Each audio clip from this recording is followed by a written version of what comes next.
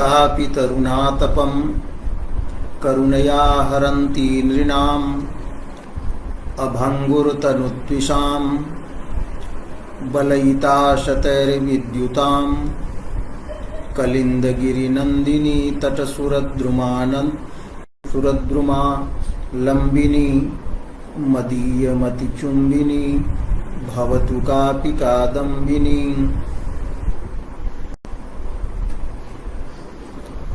अद्य रसगंगाधरस्य काव्यलक्षणं विचारणीयं वर्तते।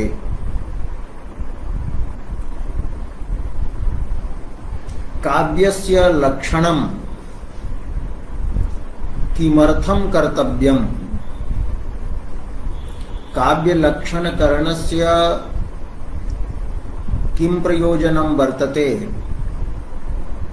इति अवतरणवाक्ये प्रतिपादितम्। अवतरणवाक्ये उक्तं यत् काव्यस्य अनेकानि प्रयोजनानि सन्ति। अतः काव्यस्य ज्ञानं कवेः सहृदयस्य च कृते आवश्यकं वर्तते। काव्यस्य ज्ञानं तन्निरूपणं विना न संभवति। यद्यपि गुणालंकारादिभिः अपि काव्यं निरूपणीयं भवति, किन्तु गुणालंकारादयः विशेषणानि भवन्ति अथवा उपलक्षणानि भवन्ति।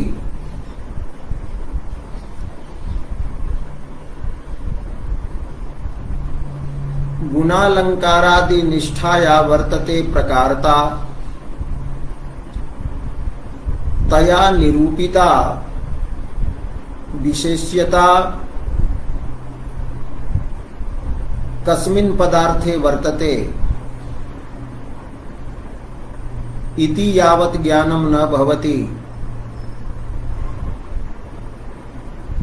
तावत्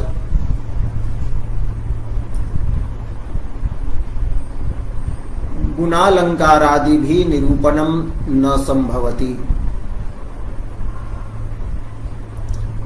यतोहि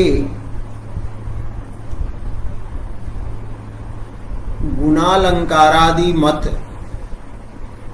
काव्यं भवति इति ज्ञाने काव्य पदार्थ विशेष्यः गुणालंकारादयश्च विशेषणानि भवन्ति। तत्र काव्य पदस्य कः अर्थः, काव्यपदेन बोध्यः कः अर्थः वर्तते, यत्र गुणालंकारादि निष्ठ प्रकारतया निरूपिता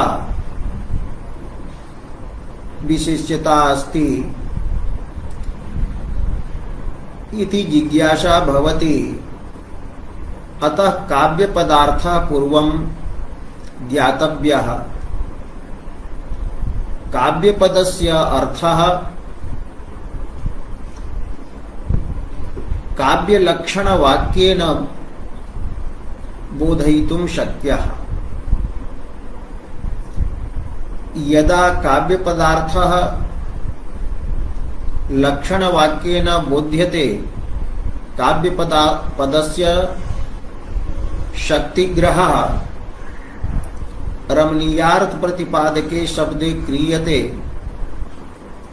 तर्हि गुणालंकारादि मान यह रमणीयार्थ प्रतिपादकः शब्दः तत्काव्यम इति वक्तुं शक्यते। एवं गुणालंकारादि मत काव्यम इति बोधे काव्य पदार्थः रमणीयार्थ प्रतिपादक शब्दः भवति। अतः विशेष्यता रमणीयार्थ प्रतिपादक शब्दे आगच्छति। गुणादिनिष्ठ प्रकारता निरूपिता विशेष्यता काव्य पदार्थे रमणीयार्थ प्रतिपादक शब्दे भवति। तो विशेष्यतायाः अवच्छेदकम तत्र रमणीयार्थ प्रतिपादक शब्दत्वं भवति। तो लक्षणं यत् वर्तते तत् गुणालंकारादिभिः निरूपणीये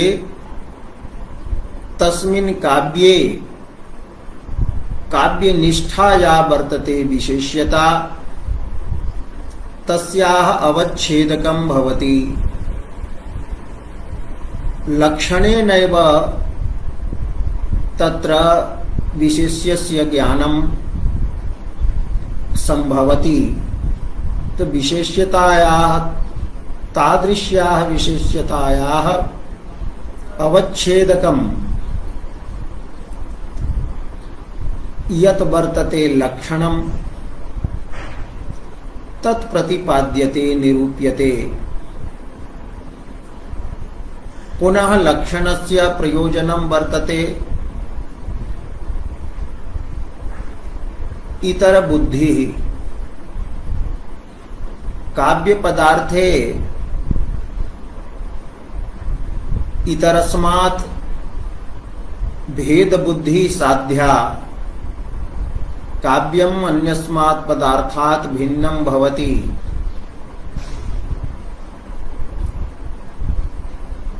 कस्मात् रमणीयार्थ प्रतिपादक शब्दत्वात्।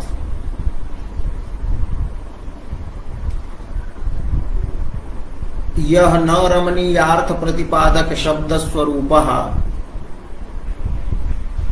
स न काव्यम इति केवल व्यतिरेकिनानुमानेन इतर भेद बुद्धि लक्षणेनैव साधयितुं शक्यते। लक्षणं यत् भवति कस्यचित् पदार्थस्य कस्यचिदपि पदार्थस्य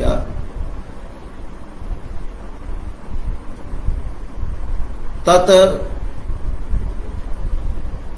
अनुमाने केवल व्यतिरेकी हेतु भवति। तो लक्षणे इतर भेद बुद्धि साधनत्वं वर्तते। किंच गुणालंकारादि निष्ठ प्रकारता निरूपित विशेष्यतावच्छेदकत्वं भवति। तस्मात् कारणात् तावत् आदौ काव्यस्य लक्षणं निरूप्यते इति अवतरण वाक्येन प्रतिपादितम्। अद्य तत् स्मारणार्थम् उक्तम्। अस्तु सर्वप्रथमं काव्यमीमांसायां कर्तव्यायां काव्यलक्षणं करणीयम्। तर्हि किं लक्षणं? तो लक्षणं वर्तते रमणीयार्थ प्रतिपादकः शब्दः काव्यम्। अलंकार शास्त्रे काव्यस्य यत् लक्षणं क्रियते तत्र लक्षणकरणस्य रीतिः त्रिधा दृश्यते। शब्दार्थयोः समानत्वेन निवेशः क्रियते, द्वंद्व समासेन निर्देशः क्रियते कि गुणालंकारादि विशिष्टौ शब्दार्थौ काव्यम इति भामह मम्मटादिभिः कृतं वर्तते।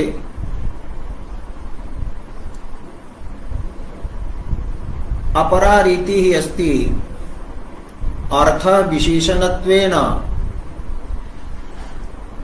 निवेश्यते, शब्दः एव विशेष्यत्वेन। यथा साहित्य दर्पणे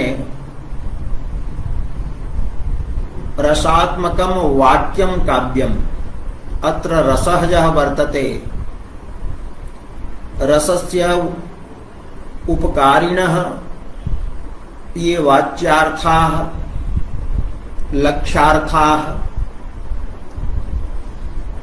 वस्त्वलंकार रूपाः व्यंग्यार्थाः वा सन्ति,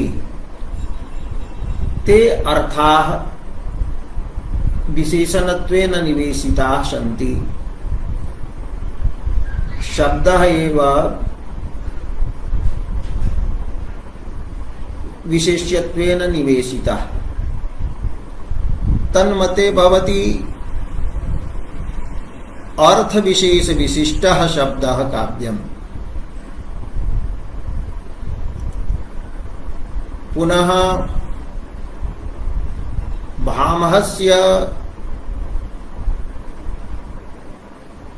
शब्दार्थालंकारादि विषये यत् पूर्वपक्षभूतं मतं वर्तते, तत्र एकम् अस्ति अर्थगताः एव अलंकाराः ग्राह्यत्वेन तैः स्वीकृताः। तेन तत्र एकं मतं किंचित् आसीत् इति वक्तुं शक्यते। शब्द विशिष्टः अर्थः काव्यम्, एवं विशिष्टो शब्दार्थो काव्यम्, विशेषार्थ बोधकः शब्दः काव्यम्, शब्द बोध्यः अर्थ विशेषः काव्यम् इति त्रिधा रीतिः प्रसिद्धा वर्तते। केषाञ्चन आधुनिकानां महापुरुषाणां मते संवित्तिः या वर्तते ज्ञानम्, अलंकृतस्य अर्थस्य या संवित् ज्ञानम् तदेव काव्यम् इति तु अन्यत् अस्ति। किन्तु प्राचाम् अलंकार शास्त्राणि यावन्ति सन्ति तानि काव्यम् एनामेव त्रिविधां रीतिम् आश्रित्य प्रतिपादयन्ति। विशिष्टौ शब्दार्थौ काव्यम् इति भामहादीनां मतम्।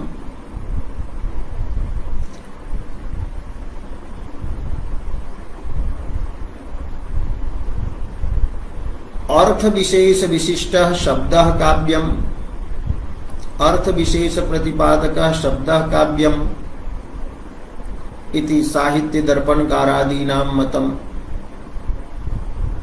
पंडितराज जगन्नाथस्य च मतं वर्तते।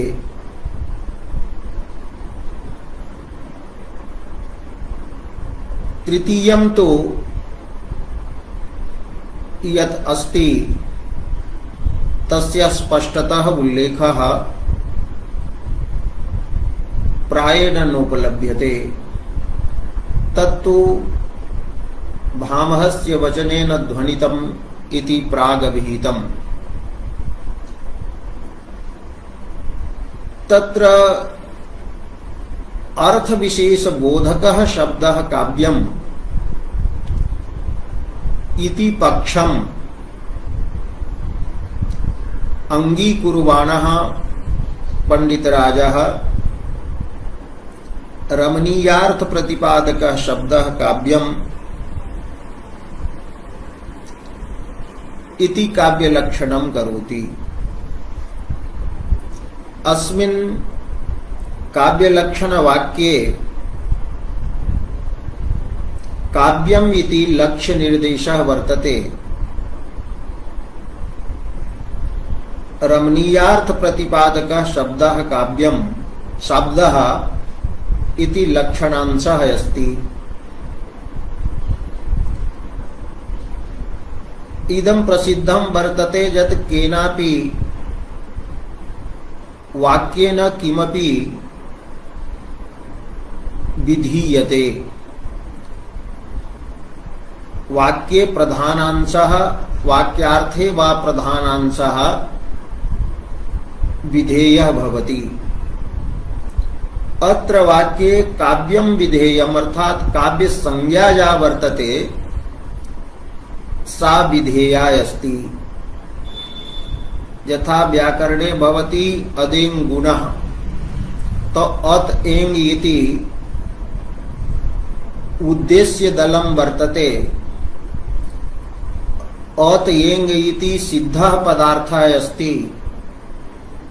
तो सिद्धः पदार्थः उद्देश्यः भवति। यः वाक्यार्थस्य यावान् अंशः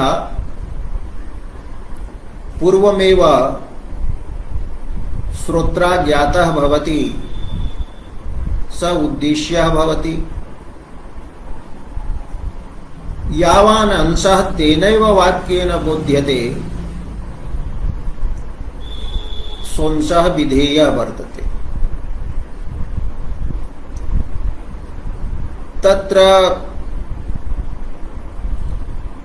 रमणीयार्थ प्रतिपादक शब्दः यः वर्तते स उद्देश्यः अस्ति और तस्य संज्ञा लक्षण वाक्येन काव्यं विधीयते। रमणीयार्थ प्रतिपादकः शब्दः काव्य शब्देन व्यवहर्तव्यः इत्यर्थः वर्तते। काव्य शब्दस्य शक्तिः संकेतितः अर्थः रमणीयार्थ प्रतिपादकः शब्दः अस्ति। अत्र लक्षणांशे शब्दः विशेष्यः वर्तते। रमणीयार्थ प्रतिपादकः इति शब्दस्य विशेषणम् अस्ति। यदि अत्र शब्दः इति विशेष्यांशः न उच्यते तदा लक्षणस्य लक्षणवाक्यस्य स्वरूपं भविष्यति रमणीयार्थ प्रतिपादकम् काव्यम् सामान्ये नपुंसकम्। तेन रमणीयार्थ प्रतिपादकम् यद् वस्तु तत् काव्यपदेन व्यवहार्यम् इति अर्थः स्यात्। तदा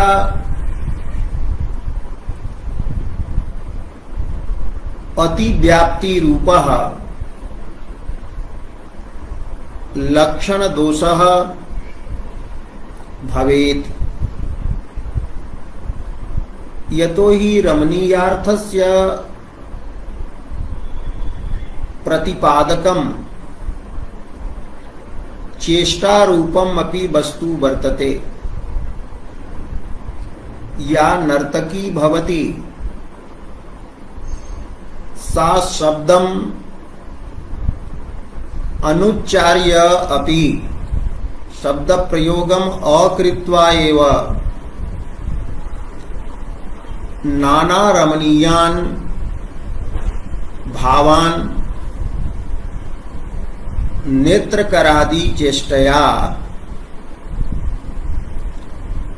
प्रतिपादयति दर्शकानां अंतःकरणे उपस्थापयति।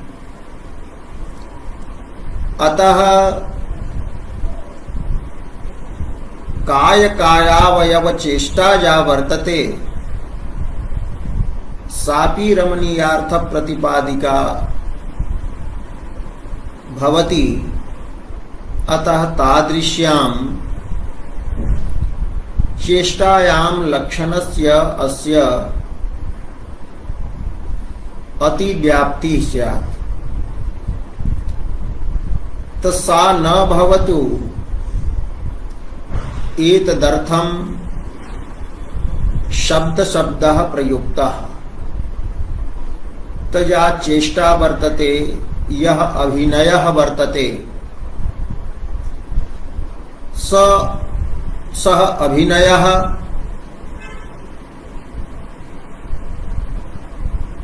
कायिक चेष्टा रूपः आहार्य रूपः वाजः अभिनयः वर्तते, शब्दात्मकः नास्ति। अतः तत्र अभिनयादौ लक्षणस्य अतिव्याप्तिः न भवति, यतः शब्दः इति प्रयुक्तम्।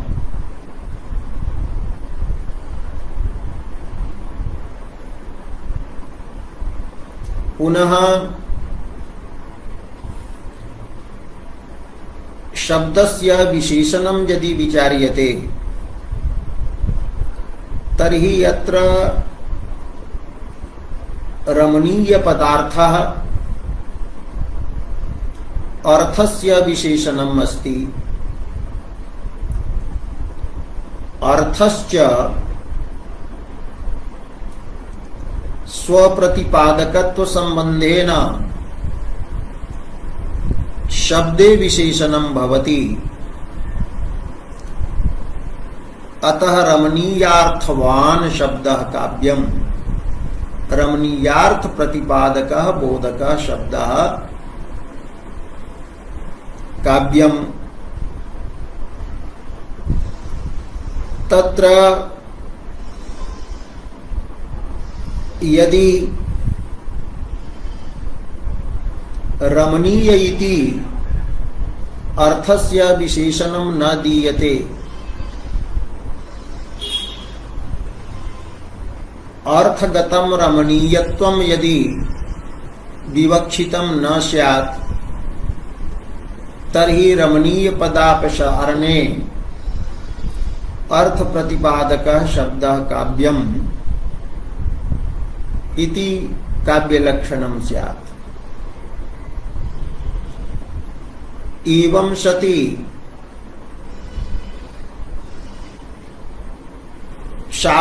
शास्त्रांतरे अतिव्याप्ति स्यात्। यतो हि शास्त्राणि अन्यानि शब्दस्वरूपाणि सन्ति, तेषु अर्थ प्रतिपादकत्वं वर्तते। तो शास्त्रांतरे व्याकरणादौ लक्षणस्य अतिव्याप्तिः न भवेत्। एतदर्थम् अर्थस्य रमणीय इति विशेषणं दत्तम्। कि रमणीयस्य अर्थस्य प्रतिपादकः शब्दः काव्यम्। तत्रापि प्रतिपादक शब्दः प्रयुक्तः। यदि वाचक शब्दस्य लक्षक शब्दस्य व्यंजक शब्दस्य वा प्रयोगः क्रियते तदा अव्याप्ति दोषः भवति। रमणीयार्थवाचकः शब्दः काव्यम् तर्हि रमणीयार्थस्य वाचकः अभिधया बोधकः च शब्दः स एव काव्यपदेन व्यवहार्यं स्यात्, न तु रमणीयार्थस्य लक्षकः अथवा रमणीयार्थस्य व्यंजकः।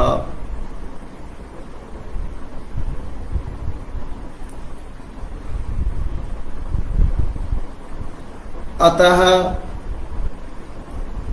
वाचक लक्षक व्यंजकानाम् अन्यतमस्य प्रयोगं त्यक्त्वा सामान्येन प्रतिपादक शब्दः अत्र प्रयुक्तः। तो प्रतिपादक शब्दः अथवा बोधक शब्दः अपि भवितुम् अर्हति। रमणीयार्थ बोधक शब्दः काव्यम्। तो वाचकादि शब्दम् अप्रयुज्य प्रतिपादक शब्द प्रयोगस्य प्रयोजनं वर्तते अव्याप्ति दोषवारणम्। वाचक शब्द प्रयोगे लक्षकादिषु लक्षणस्य अव्याप्ति स्यात्।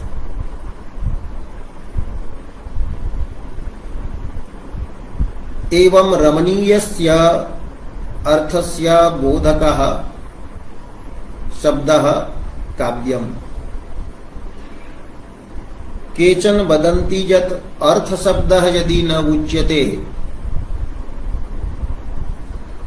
तर्हि कः दोषः? तदा व्याकरण शास्त्रादौ अतिव्याप्ति स्यात्। लक्षणस्य स्वरूपं भवेत् रमणीय प्रतिपादकः शब्दः। तो रमणीयस्य प्रतिपादकः अत्र शंका भवितुम् अर्हति। रमणीय इति यः शब्दः वर्तते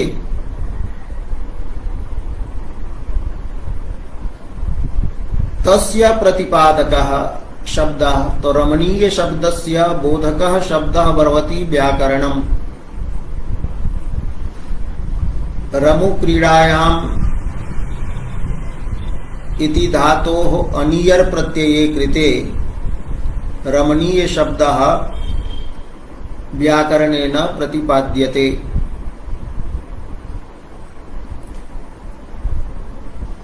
अत्र अर्थ शब्दः गृहीतः अस्ति। तर्हि अर्थ शब्देन किं ग्राह्यम्? तर्हि अर्थ शब्देन अत्र शब्देन स्वनिष्ठ वृत्ति प्रयोज्यः व्यापार प्रयोज्यः यः बोधः वर्तते तस्य विषयः एव अर्थः ग्राह्यः।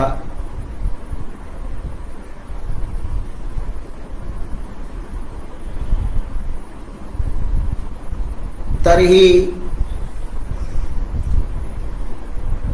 टीकाकाराः चंद्रिकाकारादयः वदन्ति यत् वैयाकरणमते शब्दस्य स्वरूपे अपि शक्तिः अस्ति। यथा प्रकाशे परग्राहकता भवति स्वग्राहकता च भवति तथा शब्दः स्वम् अपि बोधयति स्वसंबद्धम् अन्यम् अर्थम् अपि बोधयति। तर्हि यत्र अर्थ शब्देन शब्दस्य स्वरूपम् अपि ग्राह्यम्। तर्हि अर्थः भवति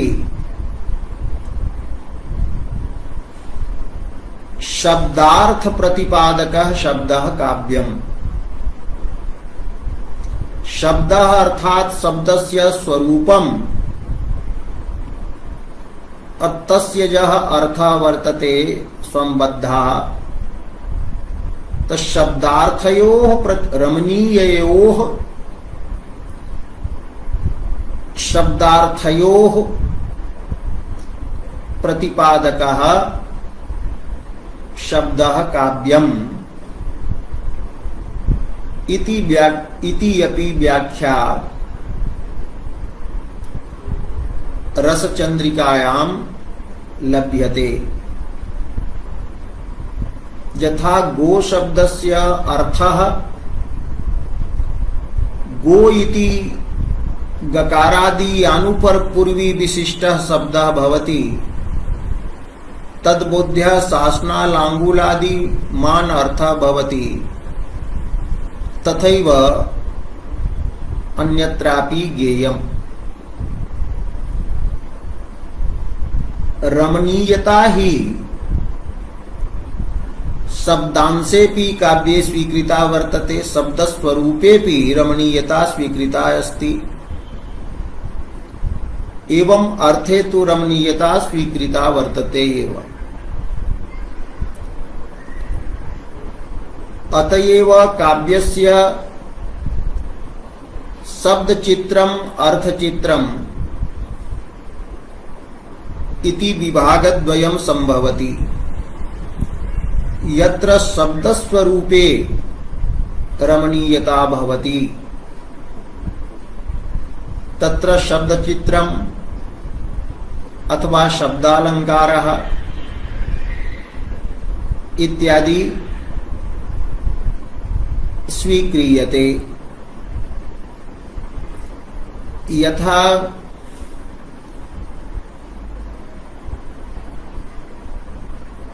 क्वचित शब्दः चमत्कारी भवति, शब्दस्वरूपम् एव चमत्कारी भवति। तत्र बाणभट्टस्य कादम्बर्यां विन्ध्याटवी वर्णने अन्यत्रापि शब्दस्वरूपस्य चमत्कारिता अनुभवितुं शक्यते। विन्ध्याटवी वर्णने एकं विशेषणं वर्तते पुष्पवत्यपि पवित्रा। पुष्पवती वर्तते विन्ध्याटवी, सा पवित्रा वर्तते। तो पुष्पम रजः यस्यां वर्तते सा रजस्वला कथं पवित्रा इति अपि शब्देन विरोधः ज्ञाप्यते। पुनः पुष्प शब्दस्य कुसुम रूपार्थकरणे विरोधः निवर्तते, अतः विरोधाभासा अलंकार स्वीक्रियते। तर्हि चमत्कृति जनकता रमणीयता वस्तुतः तत्र शब्दस्वरूपे पुष्प शब्दे एव वर्तते।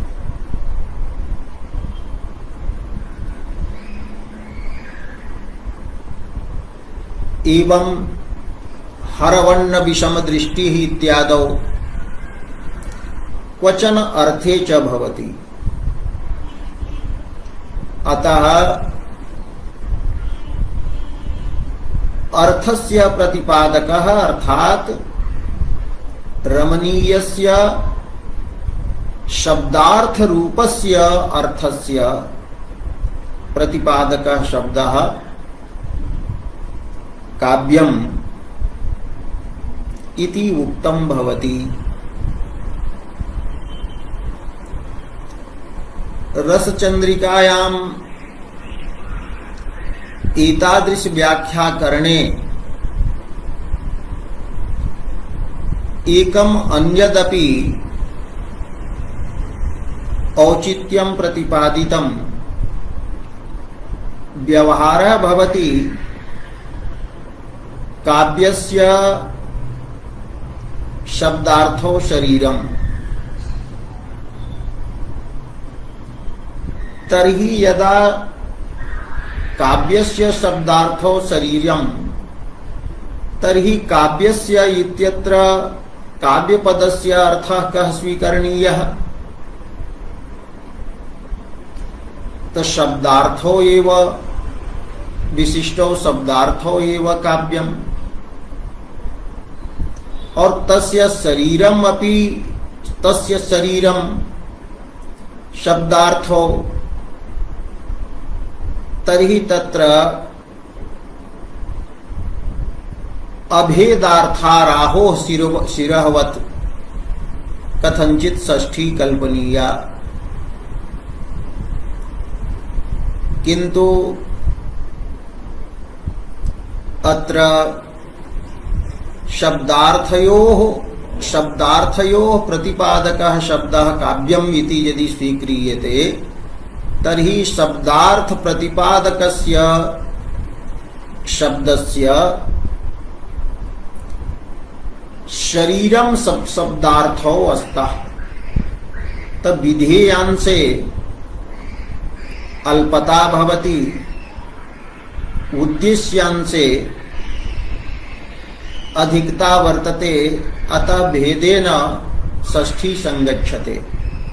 ते एवं विधा विचारा कृताः किंतु एतत् गुणालंकार विशिष्ट शब्दार्थ रूप काव्य वादिनामपि मते संभवति। गुणालंकार काव्यस्य अर्थात गुणालंकार विशिष्ट शब्दार्थ रूपस्य शरीरम शब्दार्थो अस्तः तथैव तत्रापि व्यवहारः कर्तुं शक्यते। अस्तु तर्हि रमणीयस्य अर्थस्य प्रतिपादकः शब्दः काव्यम रमणीयार्थ प्रतिपादकः शब्दः काव्य शब्देन व्यवहर्तव्यः। अत्र काव्य शब्दः स्वरूपपरः यतो हि यत्र काव्य शब्दस्य शक्तिग्रहः एव कार्यते। अत्र पुनः प्रश्नः भवति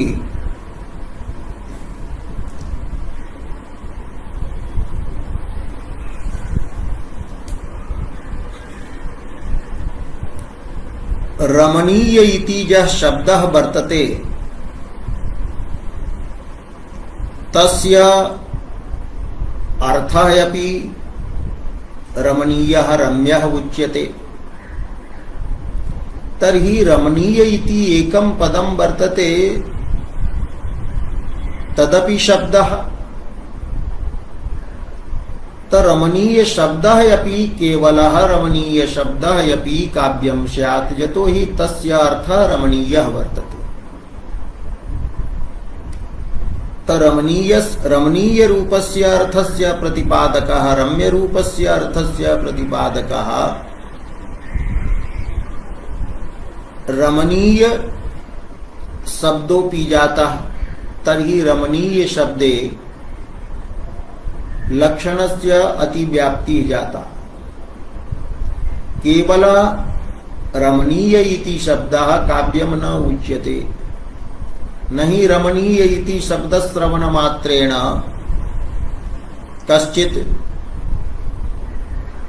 कंचित लोकोत्तरं चमत्कारम् अनुभवति। अतः केवलः रमणीय शब्दः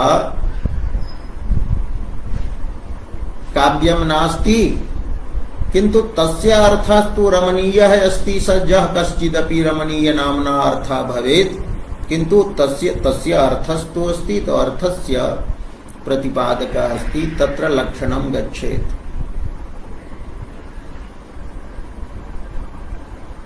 अतः एतस्य प्रश्नस्य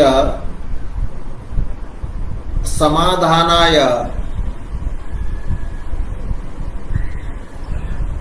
रमणीय पदेन अत्र कीदृशः अर्थः विवक्षितः इति रमणीय पदार्थ उच्यते। रमणीय शब्देन यत् विवक्षितम् अस्ति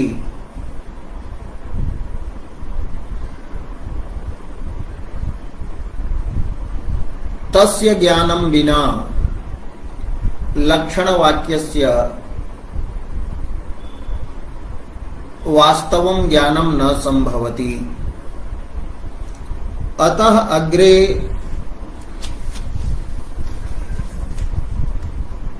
रमणीयतायाः परिष्कारः क्रियते। रमणीय शब्देन अर्थेषु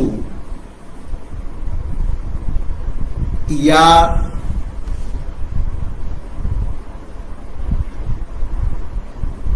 रमणीयता बोध्यते सा रमणीयता का अस्ति तर्हि उच्यते रमणीयता च लोकोत्तराह्लादजनक ज्ञान गोचरता।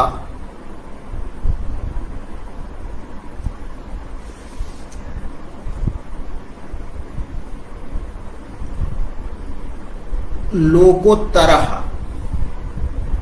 लोकात् उत्तरः उत्कृष्टः परमानन्दात् अवरश्च यः वर्तते आह्लादः आनन्दः तस्य जनकं यत् वर्तते ज्ञानम् तस्य ज्ञानस्य गोचरः विषयः अर्थः रमणीयः उच्यते। तत्र गोचरता विषयता या वर्तते सा रमणीयता अस्ति। यस्य ज्ञानेन लोकोत्तरः आह्लादः भवति तस्य ज्ञानस्य विषयः यः अर्थः तन्निष्ठा विषयता एव रमणीयता अस्ति। अर्थात रमणीय शब्दस्य कः अर्थः तल्लोकोत्तराह्लादजनक ज्ञान गोचरः। लोकोत्तरानन्दस्य जनकं यत् ज्ञानं तस्य विषयः एव रमणीयः रम्यः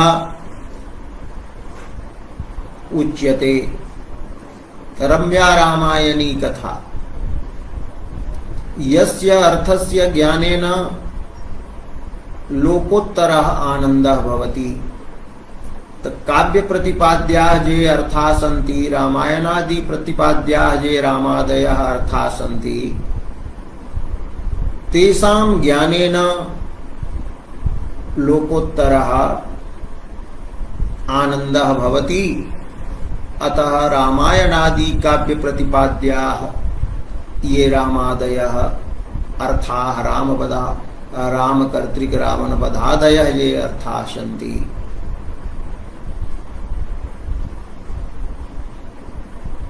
तत्र रमणीयता वर्तते। रमणीयता अस्ति लोकोत्तरस्य आह्लादस्य जनकं यत् ज्ञानं तस्य गोचरता विषयता। यस्य अर्थस्य ज्ञानेन लोकोत्तरः आनन्दः भवति सोऽर्थः रमणीयः उच्यते। तद्गता एव रमणीयता अस्ति। सा रमणीयता शब्दान्तरेण यदि वक्तुं शक्यते तो अस्ति लोकोत्तराह्लादजनक ज्ञानस्य विषयता वर्तते।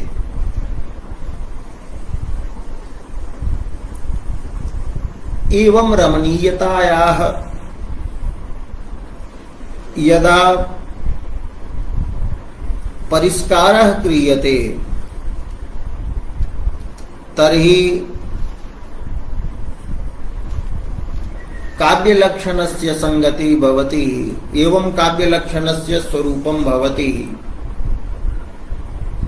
रमणीय पदम् इति अपसार्यते तभवति लोकोत्तराह्लादजनक ज्ञान विषयार्थ प्रतिपादकः शब्दः काव्यम्।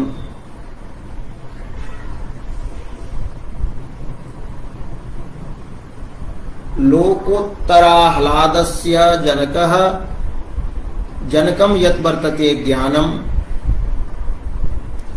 तस्य ज्ञानस्य विषयः यः वर्तते अर्थः तस्य अर्थस्य प्रतिपादकः शब्दः काव्यम् उच्यते।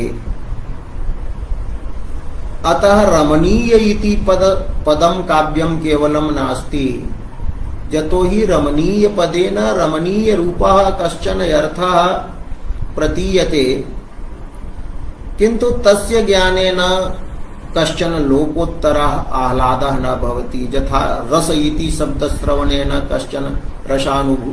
काचन रसानुभूति न भवति, आह्लादः न भवति।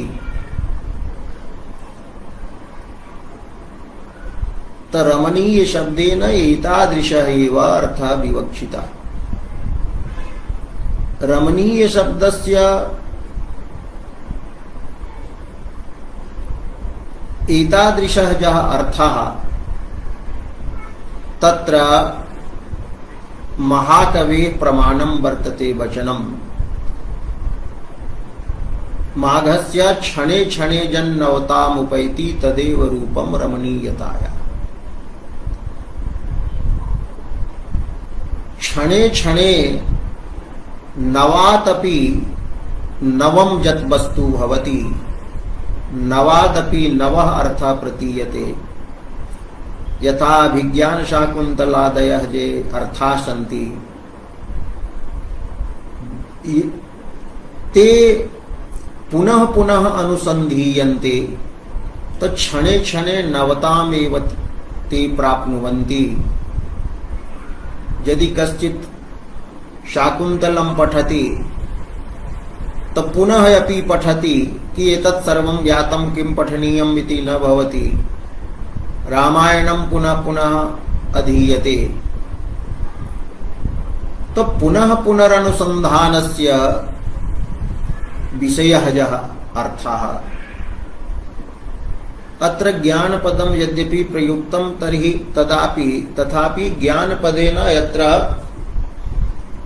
भावना एव पर्यवसिता भवति इति अग्रे प्रतिपादयिष्यते, किन्तु क्रमः ग्रन्थस्य वर्तते। अतः इदानीं ज्ञानम् एव गृह्यते।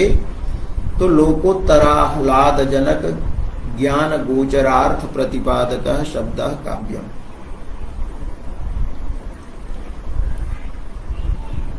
पुनः अत्र प्रश्नः भवति, लोकोत्तर इति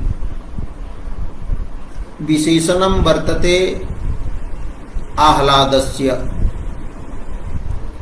यथा काव्यलक्षणे रमणीय इति विशेषणम् अर्थस्य अस्ति, अतः रमणीयता अर्थे स्वीकृता कि अर्थे कीदृशी रमणीयता वर्तते, तर्हि अर्थे ईदृशी रमणीयता वर्तते इति प्रतिपादितम्।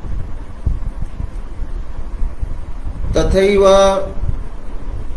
अत्र पुनः प्रश्नः भवति कि लोकोत्तर इति आह्लादस्य आनन्दस्य विशेषणं दत्तं, तर्हि आह्लादे यत् लोकोत्तरत्वम् अस्ति तत् किम् अस्ति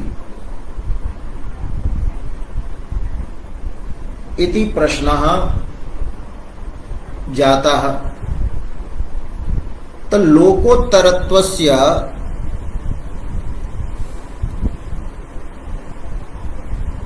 परिष्कारः क्रियते। लोकोत्तरत्वं किं वर्तते?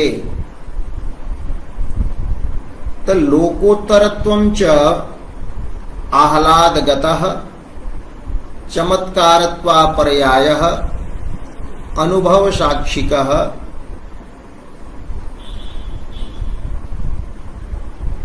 जाति विशेषः।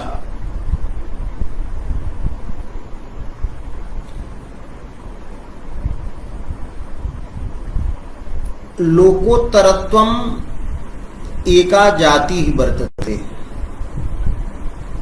यथा घटत्व पटत्वादयः मनुष्यत्वादयः जाति विशेषाः सन्ति, तथैव आह्लादगतं लोकोत्तरत्वं जाति विशेषः अस्ति। अयं जाति विशेषः लोकोत्तरत्व रूपः जाति विशेषः कुत्र तिष्ठति? त आह्लादगतः आह्लादं गतः।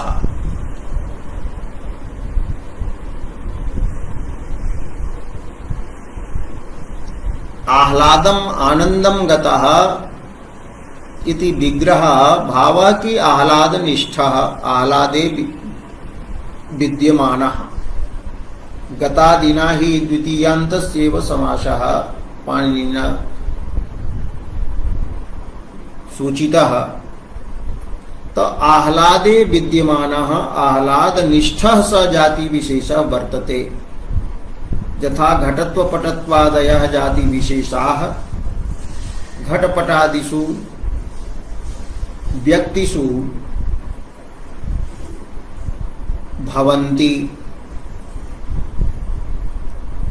तथैव अस्ति लोकोत्तरत्वं जाति विशेषः। लोकोत्तरत्वस्य अपरम नाम वर्तते चमत्कारत्वम्। चमत्कारत्वं वर्तते अपरः अन्यः पर्यायः अन्यत् नाम यस्य सः। तो चमत्कारत्व शब्देन लोकोत्तरत्व शब्देन च एक एवार्थः बुध्यते। त्व शब्दः यदि न प्रयुज्यते तो चमत्कारः चमत्कारः वर्तते आनंद विशेषः।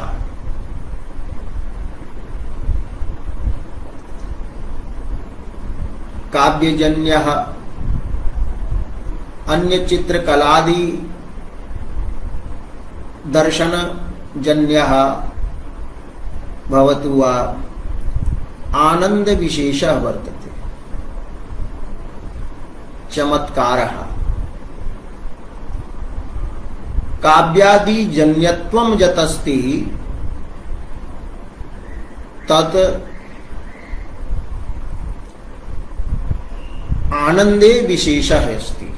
काव्यादि जन्यत्वम् एव आनंदे विशेषः। तो चमत्कृति विशेषः आनंद विशेषः चमत्कृतिः इति पंडितराज जगन्नाथेन स्वयमेव उपमालंकारस्य लक्षणस्य प्रकरणे पर उक्तम् अस्ति। तो चमत्कारः आनंद विशेषः वर्तते। तत्र चमत्कारत्वं यत् वर्तते आनंद विशेषे तत्र यत् चमत्कारत्वं तदेव लोकोत्तरत्वम् उच्यते।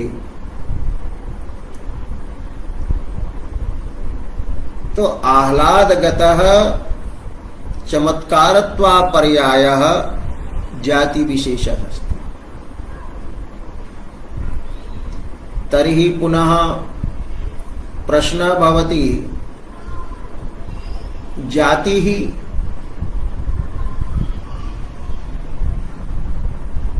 चमत्कारेषु अर्थात आह्लादेषु अस्ति, अत्र प्रमाणं किं वर्तते?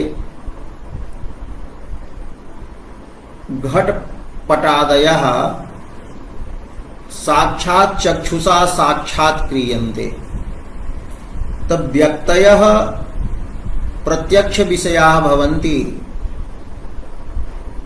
अतः व्यक्ति तत्तद व्यक्ति निष्ठा जाति ही अपि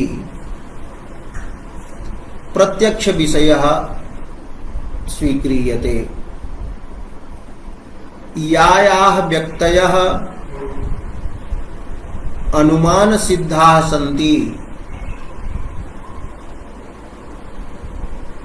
तत्तद व्यक्तिगताः जातयः अनुमान प्रमाणेन ग्राह्याः मन्यन्ते। यथा इंद्रियाणि घ्राणं घ्राणेन्द्रियं वर्तते, तद्घ्राणेन्द्रियं प्रत्यक्षं नास्ति, किंतु गंधग्रहण कार्यान्यथानुपपत्त्या गंधग्रहण रूप कार्येण घ्राणेन्द्रियस्य अस्तित्वम् अनुमीयते। तो अनुमीयमाना वर्तते घ्राणेन्द्रिय व्यक्ति ही, अतः तद्गता घ्राणत्व जाति ही या वर्तते, घ्राणत्व जाति विशेषः यह वर्तते, स अनुमानग्राह्यः वर्तते। तनुमानं प्रमाणम् अस्ति तत्र। घ्राणेन्द्रियाणि ही नाना भवन्ति, मम घ्राणेन्द्रियम् अन्यस्य घ्राणेन्द्रियम्, नाना व्यक्तयः सन्ति। नाना व्यक्तिषु एकाकार प्रतीतेः अभिन्न व्यवहारस्य कारणं तत्र जाति स्वीक्रियते। अनेके घटपटादयः पदार्थ घटाद अनेके घटाः भवन्ति, ह्रस्वः दीर्घः स्थूलः कृष्णः। तो व्यक्तयस्तु भिन्नाः सन्ति, किन्तु सर्वासु व्यक्तिषु प्रतीति भवति कि घटः घटः इति। एवं घट घट इति अभिन्नेनैव शब्देन व्यवहारः भवति। तर्हि अनुगत एकाकारा या प्रतीति वर्तते, व्यवहारः यः वर्तते, तस्य कारणत्वेन जातिः तत्र स्वीक्रियते। अनुवृत्ति प्रत्यय हेतु सामान्यम् जाति इति प्रसिद्धम् अस्ति। तथैव ये आह्लादाः भवन्ति काव्येन जन्याः, ते आह्लादाः अपि आह्लाद व्यक्तयः अनेके भवन्ति, किन्तु तत्र सर्वत्र लोकोत्तरत्वं भवति, चमत्कारत्वं भवति। तो आह्लादः यः वर्तते स तु सहृदयानाम् अनुभवेन गृह्यते। काव्यं पठित्वा नाट्यं दृष्ट्वा वा ते आनन्दम् अनुभवन्ति। तो आनन्दस्य ग्रहणं मानस प्रत्यक्षेन भवति, सुखस्य ग्रहणं मानस प्रत्यक्षेन भवति। न्याय मते पंडित राजा अपि न्याय सरणिमपि यत्र तत्र अनुहरत्येव। तर्हि जाति विशेषस्य सत्तायां सहृदयानाम् अनुभवः प्रमाणं वर्तते। तो अनुभवः सहृदयानां यः मानसः अनुभवः स एव साक्षी यस्य वर्तते तादृशः जाति विशेषः अस्ति। नाट्यजन्यः चमत्कारः, श्रव्य काव्यजन्यः चमत्कारः एवं काल व्यक्ति भेदात् आनन्दाः आह्लादाः अपि भिन्न भिन्ना भवन्ति, किन्तु तत्र सर्वत्र लोकोत्तरत्वम् अनुभूयते। तो आनन्दः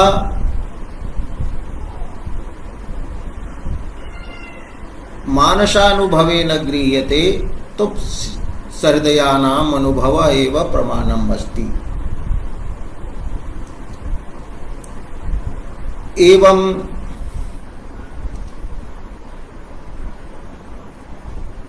लोकोत्तरत्वम् आह्लादे भवति, तस्य अपरं नाम चमत्कारत्वं वर्तते।